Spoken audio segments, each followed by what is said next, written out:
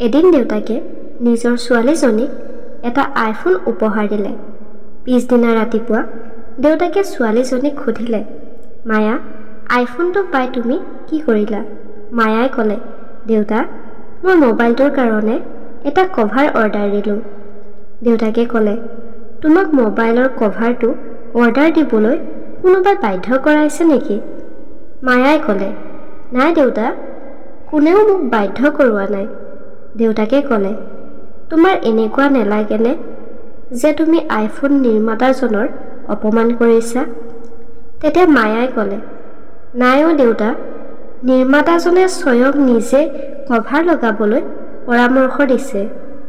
দেউতাকে ক'লে, হয় নেকি? তেতিয়াহ'লে আইফোনটো দেখিবলৈ বেয়া চাগৈ, সেইকাৰণে তুমি আইফোনটোৰ বাবে কভাৰ অৰ্ডাৰ দিছা। মায়াই ক'লে, নহয় অ' দেউতা, যাতে মোবাইলটো বেয়া নহয় তাৰ বাবেহে কভাৰটো অৰ্ডাৰ দিছোঁ। দেউতাকে ক'লে, কভাৰটো লগোৱাৰ পিছত মোবাইলটো দেখিবলৈ বেয়া হৈছে নেকি?